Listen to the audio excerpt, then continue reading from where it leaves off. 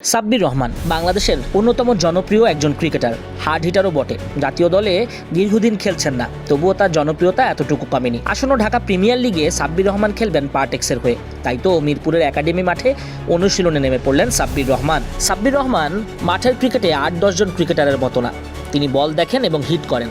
পায়ের কাজ খুব একটা নাই, তবে তার কবজির জোর আর ব্যাট সুইং তাকে আলাদাভাবে চেনায় সব জায়গায়। সনাথ জয়সুরিয়া, বীরেন্দ্র সেহবাগ, ডেভিড ওয়ার্নাররা যখন ব্যাট করেন তাদের ব্যাটিং দেখতেই অনেক ভালো লাগে। ঠিক সাব্বির রহমানের বেলাতেও তাই। ক্যারিয়ারে দ্রুতগতির সেঞ্চুরিও আছে সাব্বিরের। বাংলাদেশে একসময় আশরাফুল আফতাবরা মারকাটারি ব্যাটিং করতেন, এরপরে সাব্বির রহমানদেরই পায় বাংলাদেশের ভক্তরা। তার খেলা উপভোগ করতেও পছন্দ করে সমর্থকরা।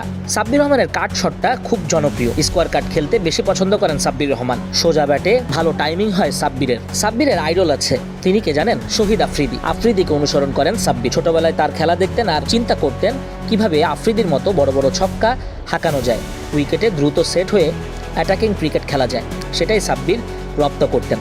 তাই তো ডট বলটা খেলতে খুব একটা পছন্দ করেন না সাব্বির, এসেই মেরে খেলে দেন, চড়াও হন বোলারের উপর। তার ড্রাইভগুলো দেখলেও অসাধারণ লাগে, পয়েন্ট আর মিড উইকেট রিজিয়নে।